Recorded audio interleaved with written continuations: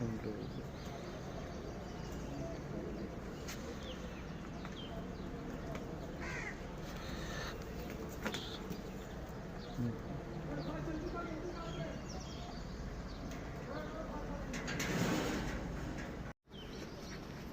ਹੱਥ ਮੂੰਹ ਵੇ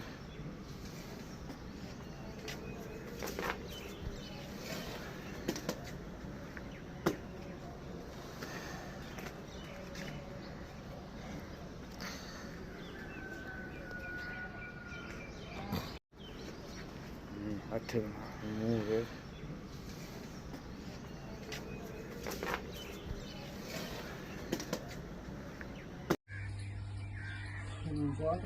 बाज के जा यार दूसरा दर्द से सद्या लसा फसाए अंदर खड़े टक्का